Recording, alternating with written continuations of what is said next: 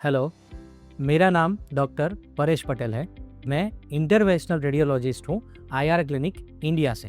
Last episode था only introductory, ablation क्या है, कहाँ कहाँ पे एब्लेशन हो सकते हैं। अभी हम लोग बात करेंगे particularly radio frequency ablation and microwave ablation के फिजिक्स के बारे में। रेडियो फ्रीक्वेंसी एंड माइक्रोवेव दोनों है तो अल्टीमेटली इलेक्ट्रोमैग्नेटिक स्पेक्ट्रम का भाग।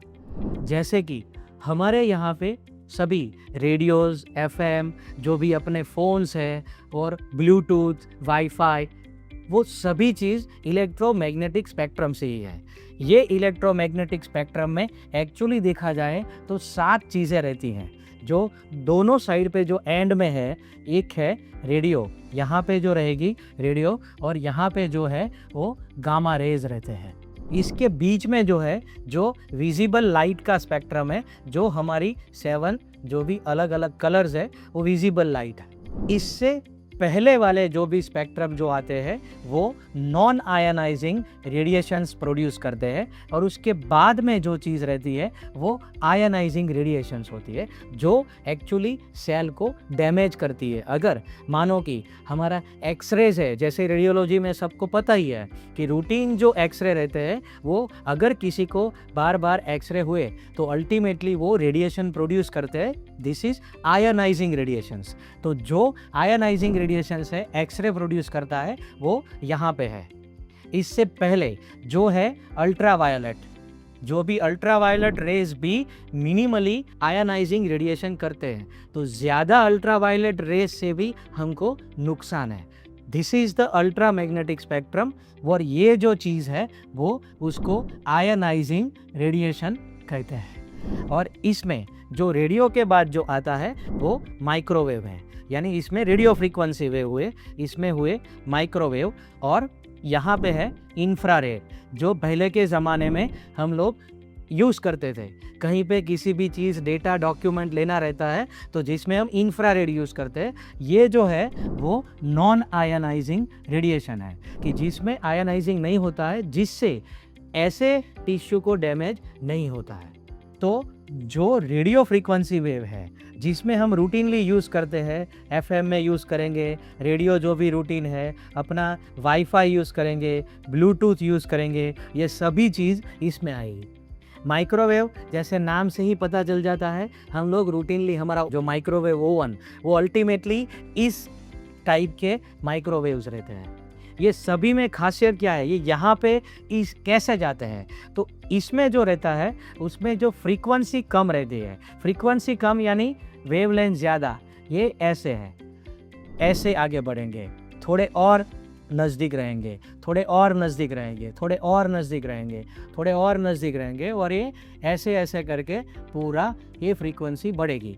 तो इस वाले जो भी फ्रीक्वेंसी रेडियोस वेव्स है इसमें फ्रीक्वेंसी कम रहेगी, पर जैसे गामा रेज में आएंगे तो फ्रीक्वेंसी बढ़ जाएगी। जैसे फ्रीक्वेंसी बढ़ेगी ऐसे एनर्जी भी बढ़ जाती है। तो this is the electromagnetic spectrum.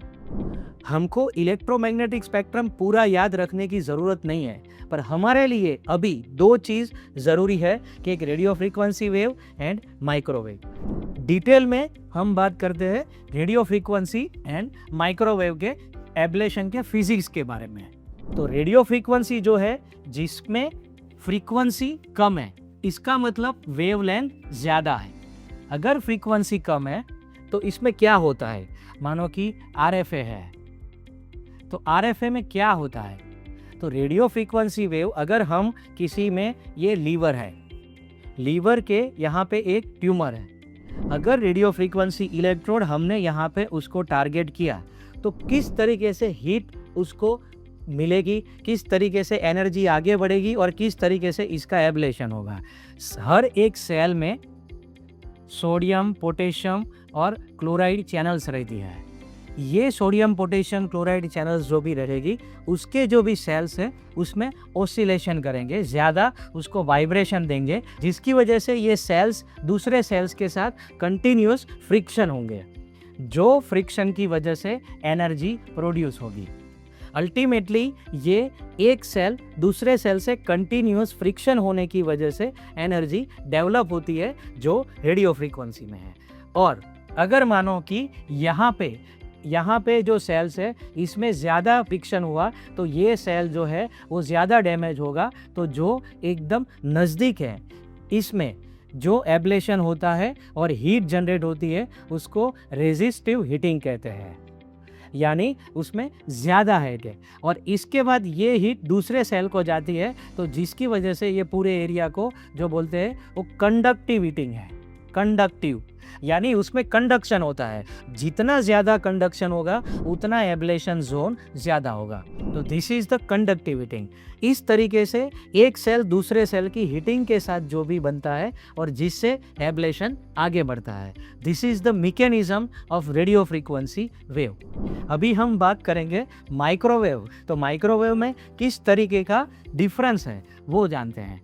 जैसे कि ये माइक्रोवेव एब्लेशन है, तो माइक्रोवेव एब्लेशन डायरेक्टली हीट नहीं जनरेट करेगा। वो किस तरीके से करेगा, तो वो जो भी एनर्जी है, जो भी करंट, माइक्रोवेव इलेक्ट्रोड है, सेम चीज़ उसी तरीके से लीवर है यहाँ पे है, उसमें हमने ये किया तो उसमें क्या होगा कि वो पूरा ऑल्टरनेटिव इलेक्ट्रिक मैग्नेटिक फील्ड है। अल्टीमेटली वो जो चीज़ है वो सब इलेक्ट्रिक मैग्नेटिक स्पेक्ट्रम है। तो ये क्या करेगा, इलेक्ट्रिक मैग्नेटिक फील्ड ज़्यादा करता है और उसको कंटिन्यूस ऑल्टरनेट करता रहता है, जो चेंज होता रहता है। उस चेंजेस की वजह से जो भी सेल में, जो वाटर मॉलिक्यूल में जो एक साइड पॉजिटिव एक साइड नेगेटिव रहेगा, तो जैसे मैग्नेटिक फील्ड चेंज होगा तो ये वाटर मॉलिक्यूल भी उस तरीके से अलाइन होने का कोशिश करेंगे। उस तरीके से कंटिन्यूअस अलाइनमेंट चेंज होता रहेगा बिकॉज ऑफ एक वाटर मॉलिक्यूल है दूसरे वाटर मॉलिक्यूल के साथ कंटिन्यूअस फ्रिक्शन कर रहा है, तो जिससे हीट जनरेट होता है। ये हीट की वजह से एनर्जी डेवलप होती है और इससे ही ये पूरा एब्लेट हो जाता है। तो यही है माइक्रो एब्लेशन का फिजिक्स। अल्टीमेटली हमने देखा कि रेडियो फ्रीक्वेंसी वेव में क्या होता है कि रेडियो फ्रीक्वेंसी वेव में जो भी ऑल्टरनेटिंग करंट है वो ऑल्टरनेटिंग करंट जो चैनल्स रहती है वो चैनल्स में कंटिन्यूस ऑसिलेशन करता है, जिससे फ्रिक्शन डेवलप होता है और वो फ्रिक्शन की वजह से एब्लेशन होता है। इसमें वाटर मॉलिक्यूल इलेक्ट्रोमैग्नेटिक फील्ड से अलाइन होने का कोशिश करते हैं और जिसकी वजह से उसमें भी फ्रिक्शन होता है। अल्टीमेटली एक मॉलिक्यूल दूसरे मॉलिक्यूल के साथ जैसे टच होता है या कंटिन्यूअस फ्रिक्शन होता है, जिससे हीट जनरेट होती है। दोनों का मैकेनिज्म अल्टीमेटली हीट जनरेट करना ही है, पर फिजिक्स अलग अलग है, किस तरीके से हीट जनरेट होती है इसकी तरह से। इसी तरह जैसे रेडियो फ्रीक्वेंसी वेव यूज़ करो तो क्या फ़ायदा है, माइक्रोवेव यूज़ करो तो क्या फ़ायदा है, उसका डिफरेंस होता है। बिकॉज ऑफ फिजिक्स अलग है तो जिससे उसके एडवांटेज और डिसएडवांटेज भी अलग अलग रहेंगे। आगे के एपिसोड में हम लोग उसके क्या फ़ायदा है, किसमें किस तरीके का फ़ायदा हो सकता है, एब्लेशन जोन कितना मिलता है, स्पेसिफिसिटी कितना मिलता है, उसके बारे में डिस्कस करेंगे। तब तक आप हमसे कंटिन्यूस कनेक्ट रहिए और हमारी चैनल को सब्सक्राइब करिए।